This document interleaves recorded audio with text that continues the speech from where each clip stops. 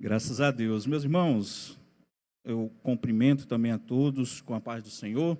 Amém? Agradeço a Deus por mais uma oportunidade que Ele nos dá de estarmos juntos na sua casa para podermos aqui glorificar a Ele e prestar o nosso culto, o nosso louvor, a nossa adoração ao nosso Deus. Quantos aqui já ouviram Deus falar nesta noite ao teu coração? Amém? Quantos têm motivos para agradecer a Deus nessa noite, para louvar a Ele?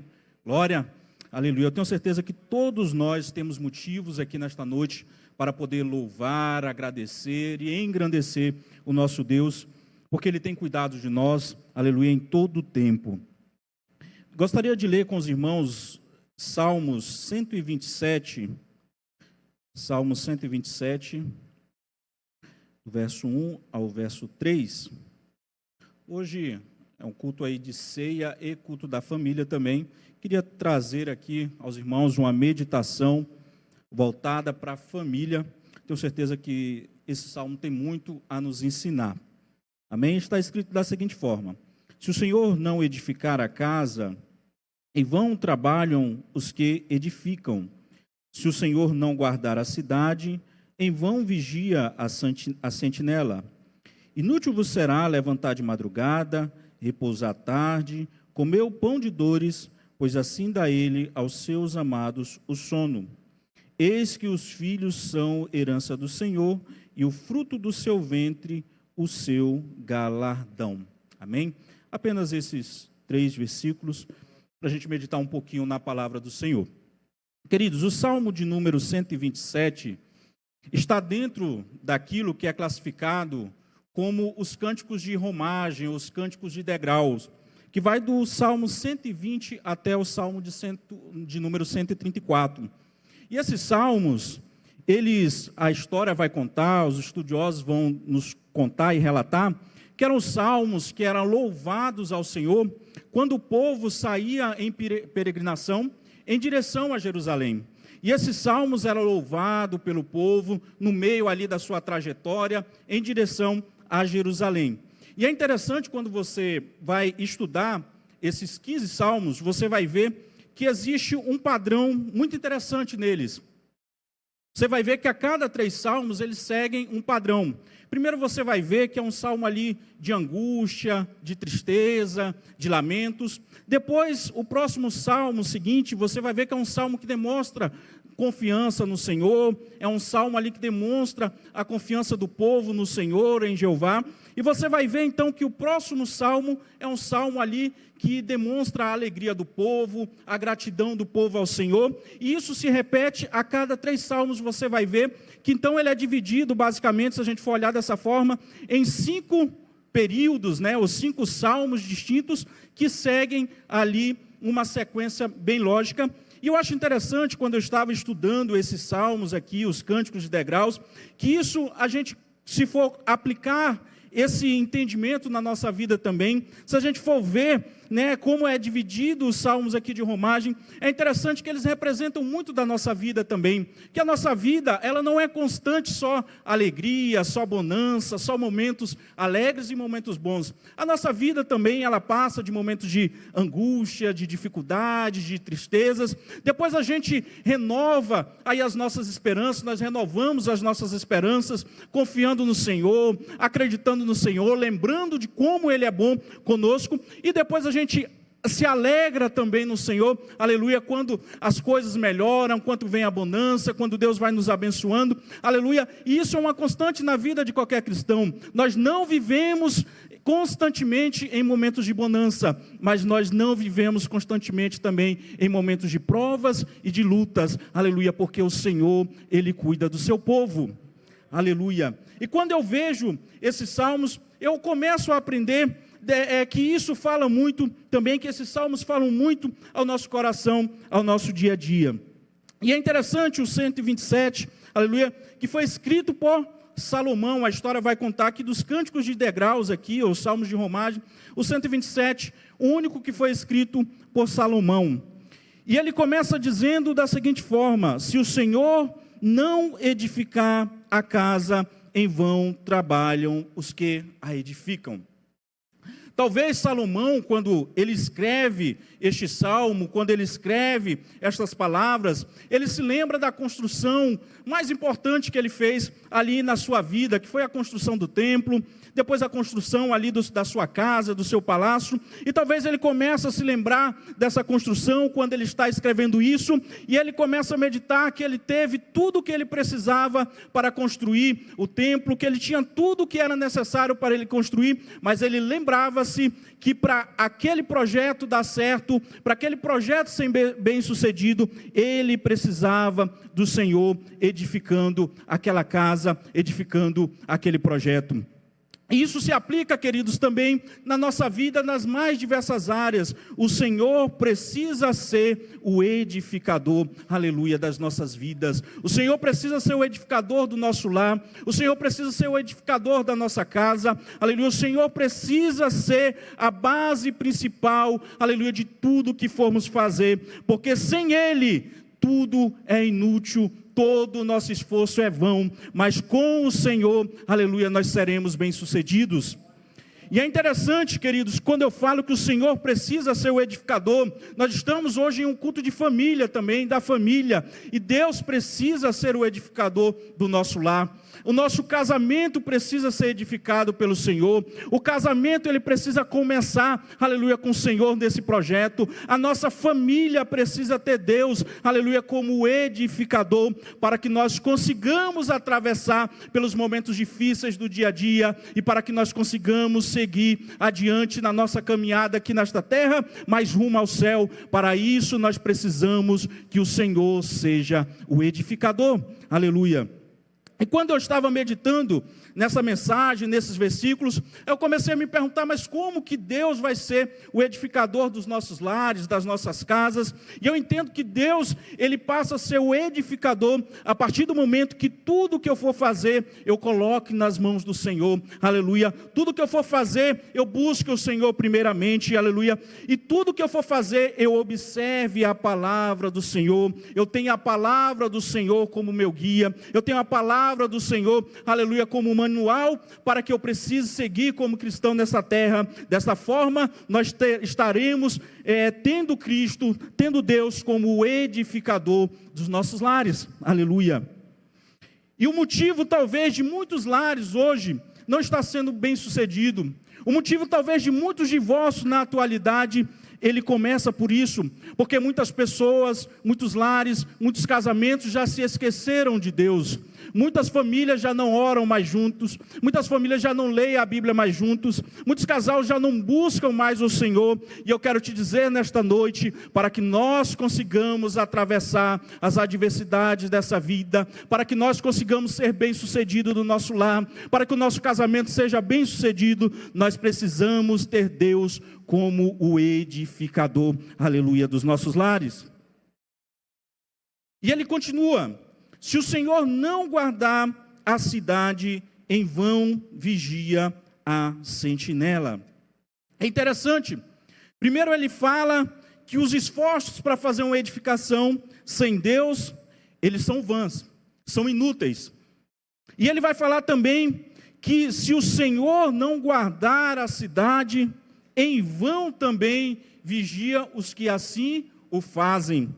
E esse salmo, esse primeiro versículo, ele nos faz lembrar da nossa inteira dependência do Senhor para tudo que formos fazer. Nós não podemos de forma alguma confiar na nossa capacidade humana para poder tocar os projetos da nossa vida, para poder andar neste mundo. Primeiramente, nós precisamos saber e ter em mente que nós somos totalmente dependentes do nosso Deus, e que sem Ele nada nós conseguimos fazer. E quando ele fala aqui, se o Senhor não guardar a cidade, em vão vigia a sentinela, eu me lembro aqui de algumas passagens, de alguns homens de Deus, de alguns momentos que eles estavam em lutas, em adversidades, mas lembraram-se que Deus era quem lutava as suas guerras, as suas pelejas. Se você for olhar para o livro de Neemias, quando o povo retorna ali do cativeiro, que estão reedificando a cidade, que estão reparando os muros, reconstruindo os muros de Jerusalém. Eu acho interessante o capítulo de número 4, ele vai narrar no verso de número 9 e no verso de número 17, que Neemias, ele dá uma orientação para o povo que estava trabalhando ali. Primeiro, ele orienta que precisava ter vigias ali nos muros, na cidade, 24 horas por dia, para poder vigiar a cidade. Ele orienta também que aqueles que fossem levar o material para as construções, eles precisavam com uma mão carregar o material e com a outra mão eles precisavam carregar a espada. E ele fala também para aqueles que estavam construindo ali, reparando os muros, que eles precisavam estar também com a espada constantemente ali na cintura para poder lutar contra os seus adversários. Mas eu acho interessante que o verso de número 20, apesar de tudo isso que ele faz, de toda essa segurança que ele tem ali, de toda essa estratégia que ele tem para poder lutar contra os seus inimigos, eu acho interessante que no verso de número 20 do capítulo de número 4, Neemias vai falar para o povo que Deus era quem daria a vitória para eles, que era Deus que lutaria por eles. Se você olhar no livro de Juízes, você vai ver também Juízes 7:2, eu acho interessante que Deus então convoca ali Gideão para poder lutar contra os midianitas, e Gideão então está com um exército de 32 mil homens para lutar contra um exército de 135 mil. Aí Deus olha para Gideão e chama ele e fala: Gideão, a gente precisa conversar. O número que você tem para enfrentar o exército midianita é muito grande. São muitos homens, muitos guerreiros, para que eles não achem que a vitória foi por conta deles, pela força deles. É muita gente para eu dar a vitória. Eu acho interessante que depois de Deus fazer todo aquele movimento que você já conhece, Ele separa apenas 300 homens, porque Ele que deu a vitória para Gideão. Porque ele queria lutar de fato por Gideão, e assim o fez, aleluia, porque ele de fato que deu a vitória para o povo. E isso se aplica, queridos, à nossa vida também. Constantemente a gente trabalha com uma série de coisas pela nossa segurança, e é bom, não é ruim, mas nós precisamos nos lembrar em todo tempo que quem nos guarda é o Senhor, aleluia, que quem cuida da nossa casa é o Senhor, que quem cuida dos nossos, aleluia, é o Senhor, que nenhum esforço nosso será suficiente para nos guardar realmente, mas Deus é quem nos guarda, e nós precisamos ter isso em nossa mente. E o versículo 1, ele nos lembra dessa dependência que nós temos do Senhor. Nós precisamos ser totalmente dependentes do nosso Deus em todos os momentos da nossa vida, em todos os projetos que nós formos fazer, nós precisamos confiá-los na mão do nosso Deus, porque é Ele quem nos dá a vitória. Aleluia. Ele vai falar em seguida que inútil, verso 2, inútil vos será levantar de madrugada, repousar à tarde, comer o pão de dores, pois assim dá ele aos seus amados o sono. Eu acho interessante esse versículo. Quando eu leio ele se aplica perfeitamente às nossas vidas na atualidade. Ele se aplica perfeitamente ao estilo de vida acelerado que muitas das vezes nós temos na atualidade. E ele está falando aqui que não precisa você correr como um louco de um lado para o outro, atrás da sua subsistência, através de recursos financeiros, através de riquezas. Tudo isso é importante, sim. É importante, a gente precisa, e a Bíblia ela não vai falar nada contra o trabalho. Você vai ver que em diversos outros textos, ele vai falar não contra o trabalho, mas é importante que a gente trabalhe. É importante que a gente trabalhe pela nossa subsistência. Mas ele está falando aqui que a gente não precisa ficar como loucos, correndo atrás do nosso mantimento, do nosso pão de cada dia, porque é Deus quem dá isso aos seus amados. E é interessante que ele fala isso enquanto dormem, aleluia. Enquanto você está dormindo, o Senhor está cuidando de você. Ele está cuidando da sua casa, Ele está cuidando dos teus negócios, Ele está cuidando do teu emprego, aleluia. Você precisa confiar no Senhor, aleluia. Você precisa confiar que é o Senhor quem cuida de você, quem cuida da sua família. E quando eu li esses versículos, eu me lembrei de Mateus 6, 25. Aí Jesus vai falar, vocês conhecem esses versículos, mas faço questão de ler novamente com os irmãos. Por isso vos digo, não andeis cuidadoso quanto à vossa vida, pelo que haveis de comer ou pelo que haveis de beber, nem quanto ao vosso corpo, pelo que haveis de vestir. Não é a vida mais do que o mantimento e o corpo mais do que a vestimenta? Eu acho interessante esses versículos aqui, que eles vão de encontro ao que Salomão falou aqui no Salmo 127 também. Eu acho interessante que Jesus está falando aqui sobre os cuidados da vida. E ele fala aqui no final, se você notar aqui para os detalhes, que ele faz uma comparação de importância. Ele vai falar, não é a vida mais do que o mantimento e o corpo mais do que a vestimenta? Eu acho interessante, Jesus, em outras palavras, ele está falando aqui para o povo, está falando para mim e para você, quem foi que te deu a vida? Quem foi que te deu a vida? Quem foi que te deu esse ar que você respira? Foi você que pediu para nascer? Foi você que pediu para ter vida? Se o Senhor que te deu a vida, e Ele é o autor da vida, aleluia, se Ele te deu a vida, quanto mais o mantimento que você precisa para o teu dia a dia. Em outras palavras, Jesus está falando, você não pode dar aquilo que é mais importante, você não consegue aquilo que é mais importante, isso é só através de Deus, e se Deus Ele te deu a vida, consequentemente, Ele cuida de você, aleluia, em tudo o que você precisa, aleluia, nesta terra, nessa vida, mas para isso você precisa confiar no Senhor, aleluia. Nós precisamos, queridos, confiar no nosso Deus. Nós precisamos confiar que Deus, de fato, Ele cuida de nós. E eu falo isso nesta noite, a maioria de vocês aqui, aleluia, tem os seus negócios aí por fora, talvez alguém esteja aqui desempregado, talvez alguém está passando por uma situação difícil aqui nesta noite, mas eu quero te dizer, você é um cristão, você serve a Deus, aleluia, confia nele de fato, confia nele os teus projetos, as tuas necessidades, porque Ele tem cuidado de nós, aleluia. Mas nós precisamos de fato acreditar nisso, nós precisamos de fato acreditar que o Senhor é quem cuida de nós.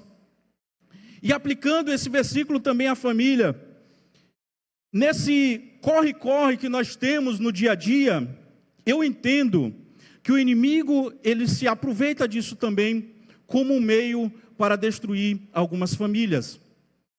E reflita comigo, muitas casas hoje, os pais já não têm mais tempo para dialogar com os filhos, os pais já não têm mais tempo para conversar com os seus filhos. Talvez em muitos lares, os pais só vê o filho no final de semana, porque passa um dia trabalhando, correria, à noite chega, o filho está dormindo, no outro dia sai cedo, o filho ainda está dormindo, e nesse vai e vai da vida, os dias vão passando, e às vezes a família vai se distanciando, e o inimigo, ele aproveita isso para poder atrapalhar o andamento da família também. Em muitos lares, talvez hoje, os pais já deixaram toda a parte da educação, da criação dos filhos para a escola, para o mundo, para o cuidador, para as coisas seculares. Cada um tem a sua situação, mas eu quero que você reflita nesta noite que o mais importante que você tem para cuidar é a tua família. Nenhum sucesso, nenhuma riqueza aqui neste mundo, ela justifica o nosso insucesso na família, ela justifica um casamento ruim, ela justifica perder os filhos. Nada é mais importante do que a tua família, riqueza nenhuma é mais importante do que a tua família. E nós não podemos deixar que o inimigo utilize dessas artimanhas para poder entrar nos nossos lares, mas nós precisamos, sim, trabalhar, buscar o pão de cada dia, fazer aquilo que é necessário, mas lembrando-se que Deus é quem cuida de nós. Nós precisamos constantemente ter isso na nossa mente, ter isso na nossa vida e praticar de fato essa palavra. Deus, Ele cuida dos seus, Ele cuida do seu povo, aleluia. E Ele continua dizendo, eis que os filhos são herança do Senhor, e o fruto do seu ventre, o seu galardão, ou a sua alegria, ou a sua recompensa. Eu acho interessante também esse versículo. Os filhos são herança do Senhor. Os filhos é um bem, uma herança que o Senhor te deu. Os teus filhos é uma bênção, uma alegria que o Senhor te deu. E não somos nós que damos os nossos filhos ao Senhor, muito pelo contrário, é o Senhor quem nos dá os nossos filhos por herança. E nós, como pais, temos o papel de criar os nossos filhos no caminho do Senhor, de cuidar bem dessa herança que o Senhor nos deu. Nós temos o papel de trazer os nossos filhos para a igreja, de ensiná-los o caminho do Senhor, ensiná-los como ser cristãos, ensiná-los como ser bons homens, boas mulheres, bons cidadãos, aleluia, porque é o Senhor que nos deu os filhos para serem criados. E muitas pessoas hoje vê os filhos como, em alguns lugares, algumas pessoas vê o filho hoje não como bênção, como herança, mas muitas das vezes como um trabalho, como um problema. E eu quero te dizer, meu irmão, nesta noite, talvez o teu filho está afastado dos caminhos do Senhor. Talvez o teu filho realmente está te dando uma dor de cabeça, ou talvez esse teu filho não está te dando tanta alegria, mas lembre-se que ele é uma herança que o Senhor te deu para você cuidar, aleluia, e você precisa fazer isso muito bem, grato a Deus pela bênção que Ele te deu, aleluia, persevera, orando, entregando os teus filhos nas mãos do Senhor, aleluia, agradecendo a Deus pela vida dele, confiando que o Senhor é quem cuida, é quem guarda, e no tempo dele, Ele vai restaurar, vai trazer de novo para a igreja, vai curar, vai libertar, aleluia, porque Ele é Deus, e Ele quem nos deu os nossos filhos, aleluia. E esse salmo, queridos, até para não me estender muito, esses salmos, ele nos faz refletir realmente do nosso papel como cristão e como famílias cristãs. Nós precisamos lembrar-nos em todo tempo que Deus é quem cuida de nós, aleluia. Nós precisamos lembrar-nos em todo tempo que nós somos dependentes do Senhor, que sem o Senhor nós nada conseguiremos, mas com o Senhor, aleluia, tudo é possível e Ele cuida do seu povo. Nós precisamos lembrar-nos que no dia a dia, embora seja corrido, mas nós não podemos deixar de ter tempo para buscar o Senhor. Nós não podemos deixar de ter tempo para meditar na palavra. Nós não podemos de forma alguma deixar de ter tempo para a nossa família, para os nossos, que são uma bênção que o Senhor nos deu. Aleluia. E nós precisamos acreditar e confiar que Deus é quem cuida realmente do seu povo e é quem cuida do seu lar. Aleluia. Curva a sua cabeça, por favor. Querido Deus, eterno Pai, te damos graças, Senhor, por tudo que o Senhor tem feito em nossas vidas. Te damos graças, Senhor, pelas nossas famílias, Pai. Te damos graças, Pai, por tudo que o Senhor tem feito nos nossos lares.